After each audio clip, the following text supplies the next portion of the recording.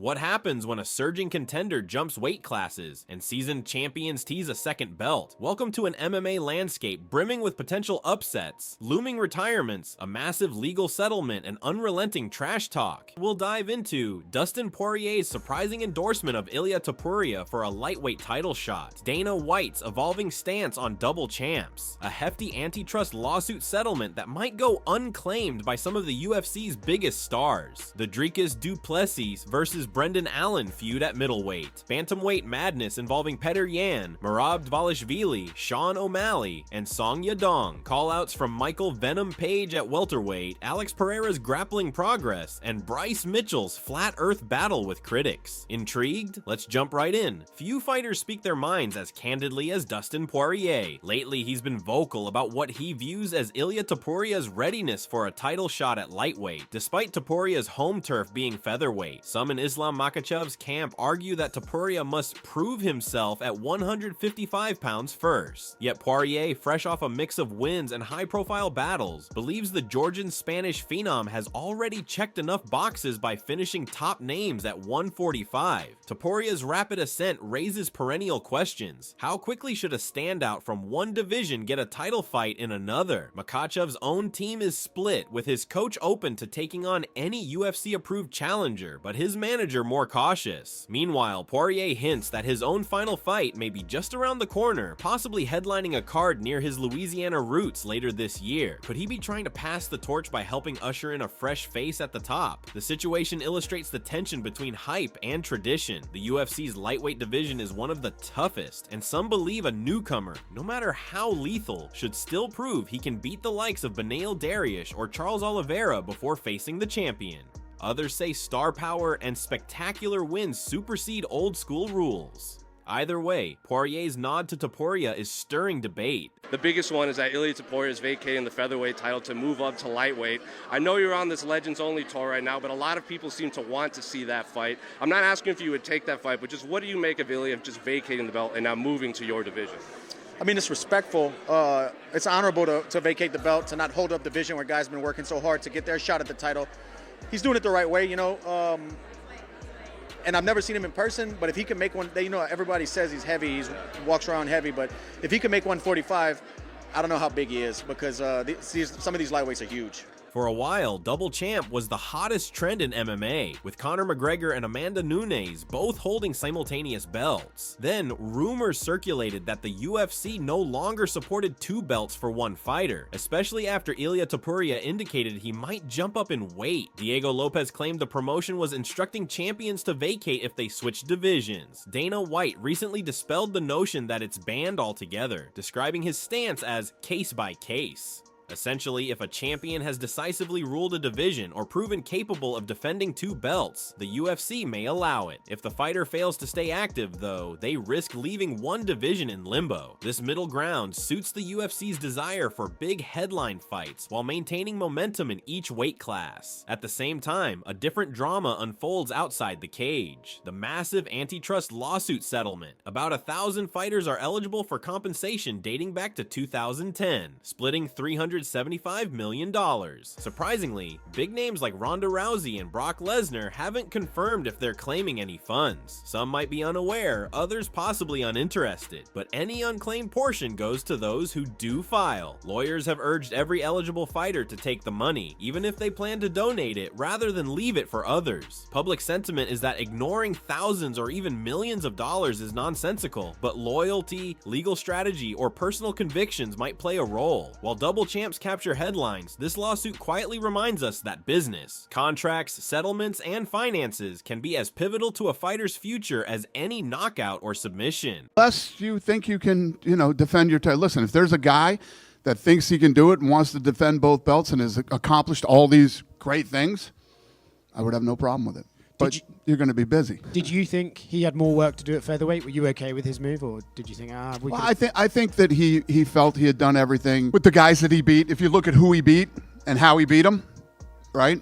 And I don't think he loved making that weight anymore. The middleweight division never lacks personality, and Dricus du Plessis, DDP, is one of its most talked about figures. He's bagged highlight reel wins over Robert Whittaker and Israel Adesanya, though some detractors claim he faced them at opportune times in their careers. Among the skeptics is Brendan Allen, who was coming off a string of victories himself before stumbling against Anthony Hernandez. Allen had openly criticized DDP's resume, suggesting his biggest successes came against past prime opponents. Du Plessis, fresh off capturing the belt, wasted no time firing back after Allen's setback. When Allen posted a contrite social media message, lamenting that he wasn't the fighter he thought he was, DDP essentially told him he wouldn't sniff a title shot for a long time. The back and forth reveals a broader question. Are du Plessis' conquests truly diminishing, or is that a disgruntled take from a contender who's failed to crack the top tier?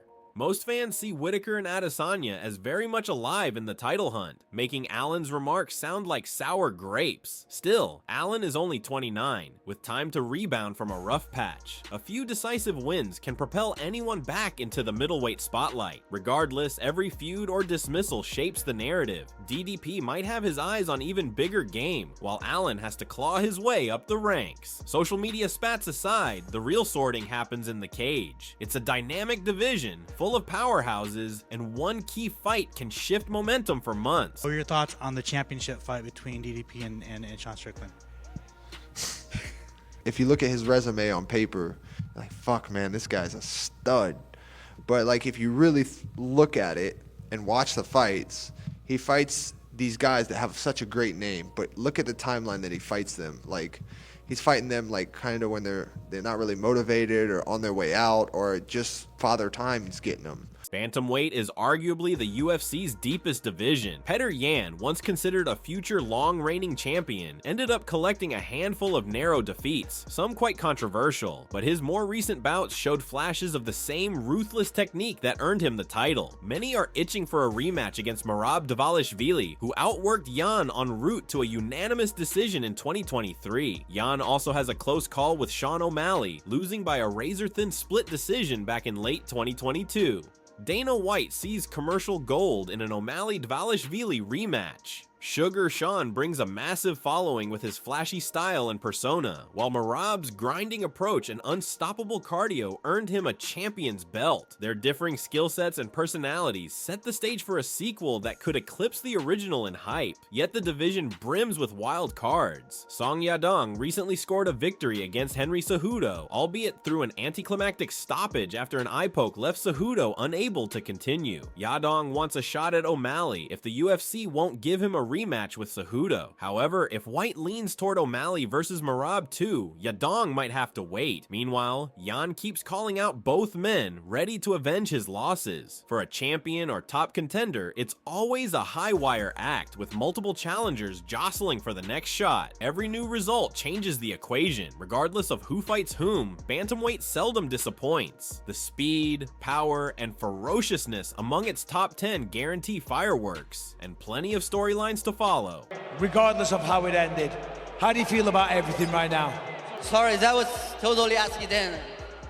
The result is not what I want, but I'm so sorry, Henry. He's a legend, and I think we should run it back. You know, we will fight again. Sorry, fans.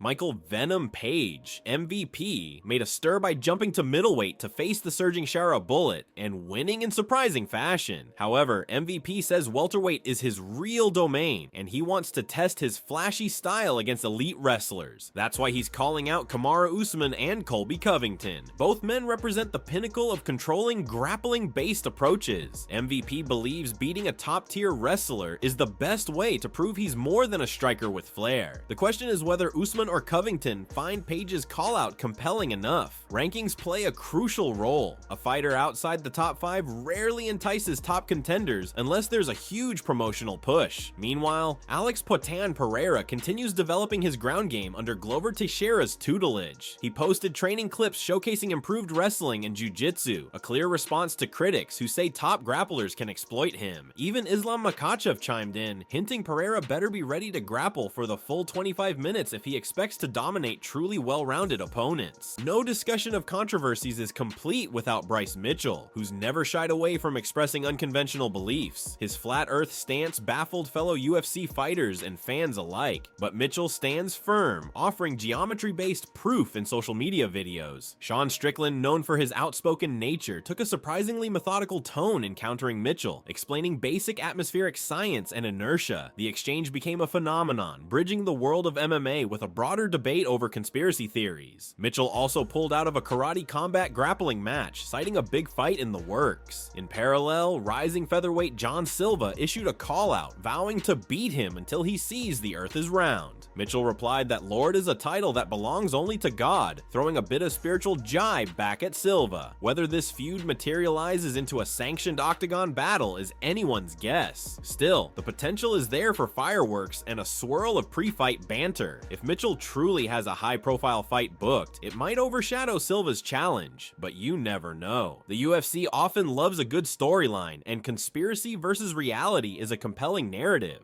There's a lot of good fights. Usman's a good fight. I'd love a Usman fight. Colby's a good fight, and I think the reason why I like the Colby fight is because obviously a lot of my thing is because is oh yeah, keep him against strikers. No, I want people to see me against wrestlers as well and see that I can overcome these guys and beat these kind of guys as well. Because then after that, what else is there to be said? Between title aspirants, multi-division ambitions, personal feuds, and a giant lawsuit settlement, the UFC's current events are anything but dull. Dustin Poirier, on the brink of a retirement fight, is endorsing Ilia Topuria's potential leap to the top. Dana White, despite rumors to the contrary, says double champs could still be a thing under the right conditions. The antitrust lawsuit settlement stands as a financial windfall for over 1,000 former UFC fighters, yet some major names haven't shown an interest in collecting their share. In the middleweight arena, Dricus du Plessis and Brendan Allen have a war of words over resume strength and missed opportunities. Meanwhile, Petr demands a rematch with Merab Dvalishvili or Sean O'Malley at Bantamweight, even as Song Yadong and Henry Cejudo hover in the background. Over in welterweight, MVP wants to overcome elite wrestlers like Usman and Covington, while at light heavy or middleweight, Alex Pereira's improved grappling sparks speculation about future matchups with top-tier wrestlers. All the while, Bryce Mitchell spins conspiracies and racks up attention, some from Sean Strickland's comedic science lessons, some from potential opponents like Gene Silva. The question that remains, which storyline will define the UFC's next wave of fights? With so many angles colliding, it's anyone's guess what the matchmakers do next. Maybe we'll see new champions try for double belts, or a big star like Poirier will pass the torch in a final, unforgettable bout. Perhaps the unclaimed settlement money will even tilt the motivations of certain fighters behind the scenes. In MMA, the only certainty is that everything can change in a moment. No matter how it shakes out, fight fans can't help but watch. With brash call-outs, swirling rumors, and unstoppable hype trains, we could see divisions restructured overnight. One thing is certain, you don't want to blink because tomorrow's headline might be more shocking than today's. Stay tuned for the next wave of announcements and keep your guard up because just like in the octagon, surprise is the name of the game.